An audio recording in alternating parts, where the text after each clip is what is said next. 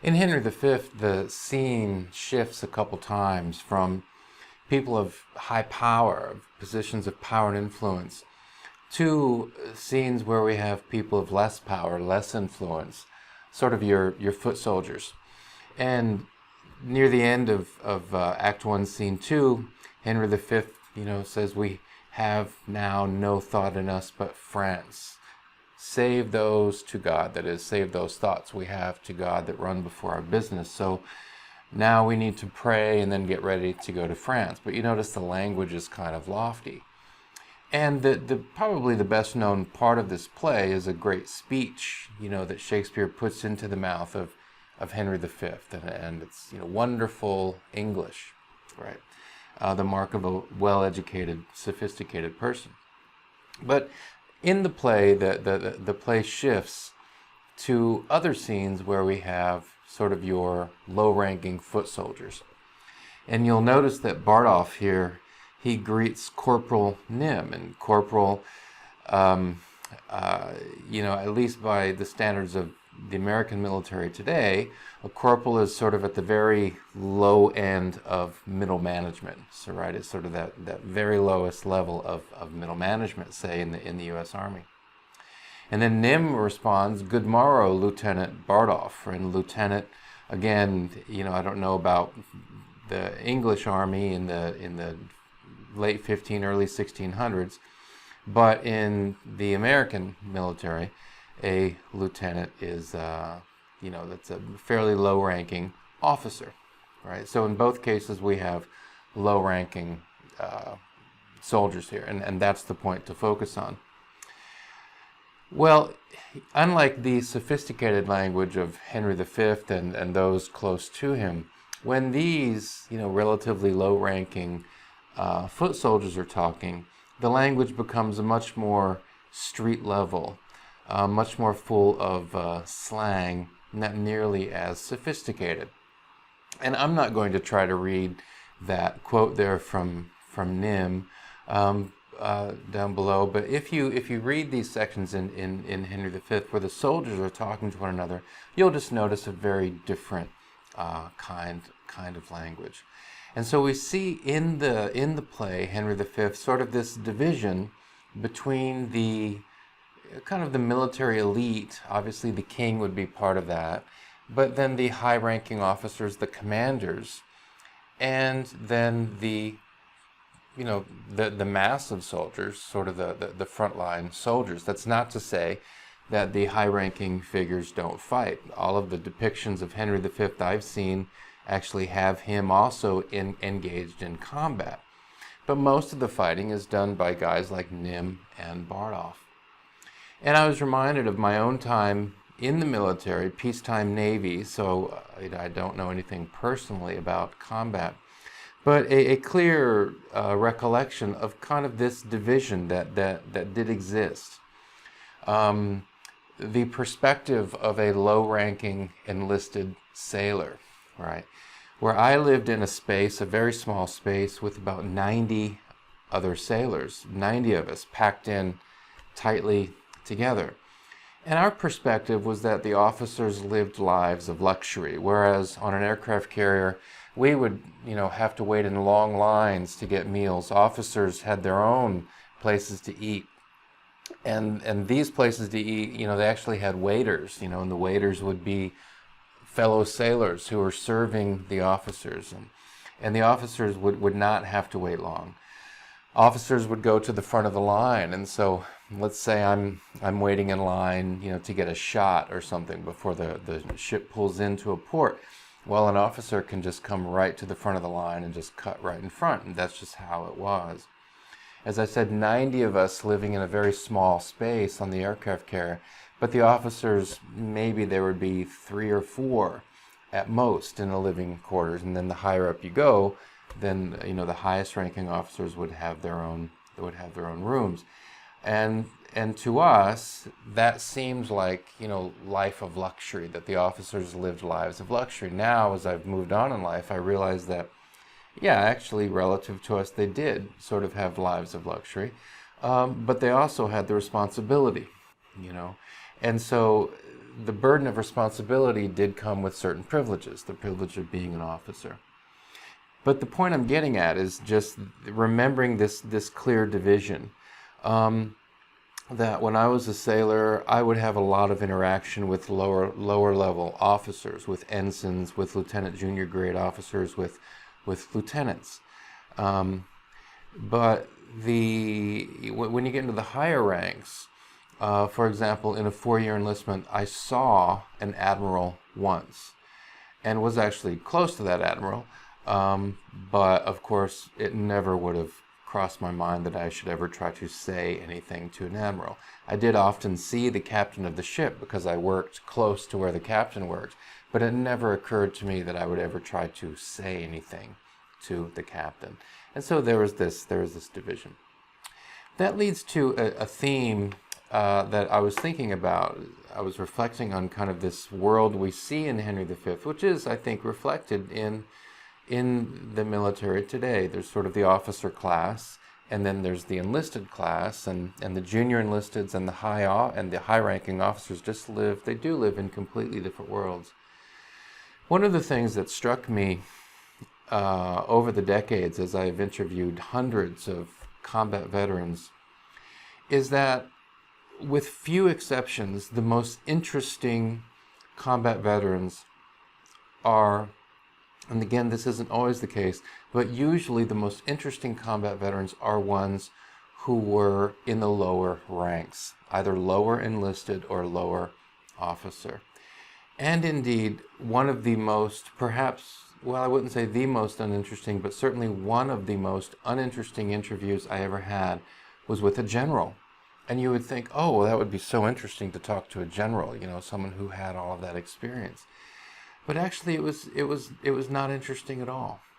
And if I could rank all of the interviews I've done and rank them in terms of how interesting they were, I'm certain that the upper half would be overwhelmingly sort of your ordinary foot soldiers, your ordinary low-ranking Marines, your ordinary sort of low-ranking officers.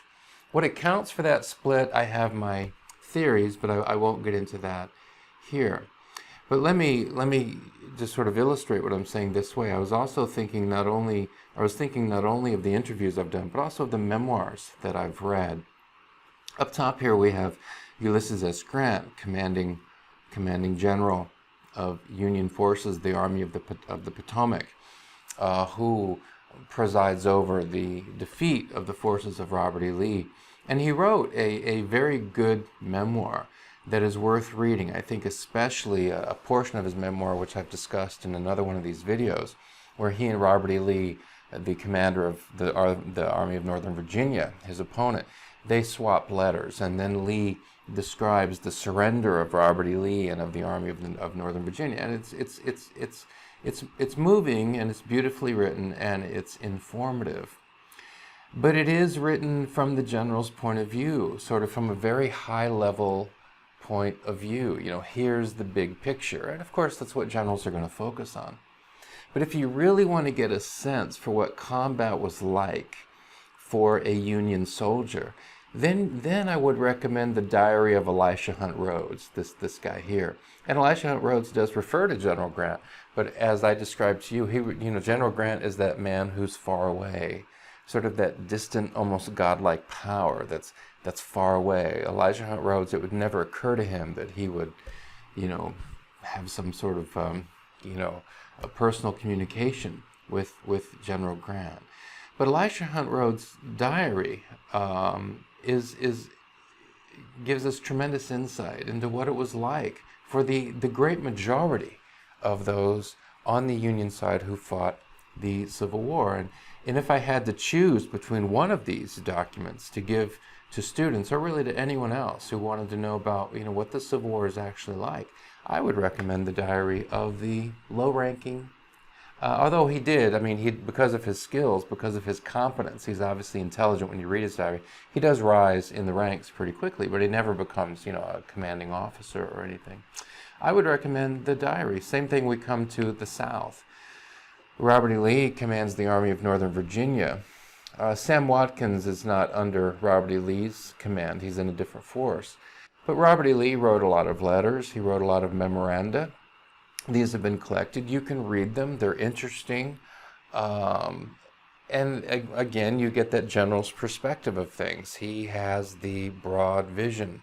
But if you want to know what the war was really like, what the Civil War was really like, for the overwhelming majority of those who fought it, sort of the Bardolph and Nims of the American Civil War on the Confederate side, this memoir by Sam Watkins is a classic. It's an excellent piece of writing, in addition to being an excellent entryway into understanding, or at least trying to understand to the extent that a non-combatant can, trying to understand what it was like to be a Bardolph, to be a Nim, to be a Private Sam Watkins on the Confederate side during the American Civil War. William Rupertus, I'm not even sure how to pronounce that last name. He's the commanding officer who presides over a number of significant operations, but he presides over the battle for Peleliu, an island in the Pacific. He's a Marine general. And he presides over that. But if you want to know, about the Battle of Peleliu, I suppose you can look up General Rupertus. I'm not exactly sure how to pronounce his name. You can look up his papers, and I'm sure plenty has been written about him. But if you want to know what it was like for the Bardolphs and the Nims at Peleliu, this memoir by E.B. Sledge is, it's got to be one of the best war memoirs ever written. And I think one of the interesting things about this is that initially E.B. Sledge did not plan to publish a memoir. He wrote the memoir for his family. His memoir was based on a diary which he kept illegally. Marines were not known in the military forces during the Second World War. They were not supposed to keep diaries, but he did keep one, and he later used that as the basis for his memoir. The story, as I understand it, is that people in his family, members of his family, read his memoir and said, "Dad, other people should read this." And so it was published and has been in print for some time. And it is a powerful and extremely well-written memoir. We can read the papers of the general, but if you want to know what that battle was like for the Bardolphs and the Nims at Peleliu, then I think this memoir is a good place to go. Douglas MacArthur, who presides over the first part of the war in Korea, the United Nations war in Korea. The United States is the key power there.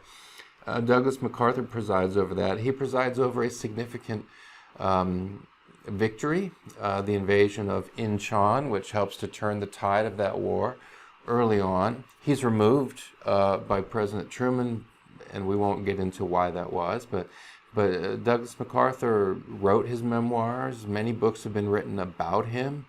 And I'm sure that's all interesting and informative. But honestly, if somebody said, you have an opportunity to have a 1-hour interview with Douglas MacArthur, the commanding officer, or with a combat veteran like Charles Allen, with whom I actually did have the privilege of speaking last week, a Korean War veteran, truthfully, I think I would go with Charles Allen, because, Douglas MacArthur, as the commanding general, he has the broad view, and the broad view is important. I mean, the broad view is part of the story. But if I want to know what is war like for the overwhelming majority of those who are involved in it, what's combat like for those who are actually doing the combat, well, then I want to talk to them. I want to talk to the Bardolphs and the Nims of the Korean conflict. Now, as I said, all of the depictions I've seen of Henry V actually have the king as a combatant as well, right? But of course, in the Korean War, Douglas MacArthur himself is not going to be on a machine gun, right? He himself is not going to be fighting or flying a fighter plane. In the battle for Peleliu, the general here is not going to be engaging in personal combat. He's going to be commanding, right? So there's this split that exists among the officers as they rise higher in rank at least certainly in the American system, in the modern system of war, those officers tend to pull back and have the broad view, which they should have. And I do think we see that a bit. Henry V has the broad view, which he should have. But then the scene shifts in Henry V to the foot soldiers, to Bardolph and Nym, and to other soldiers from whom we'll hear. Here are images of just a small number of the many, many, many Vietnam veterans I've spoken with. And these are the Bardolph and the Nyms of the Vietnam War. The guys who were there on the ground, driving the trucks, going on patrols, etc.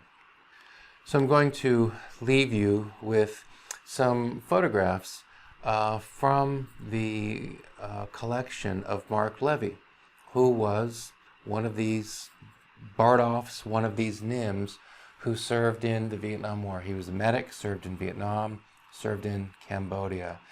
And I'm going to go away, but the video will keep going, and we'll see photographs of the soldiers who, like Mark, served in Vietnam, served in Cambodia, the Bardolphs and the Nyms of the Vietnam War.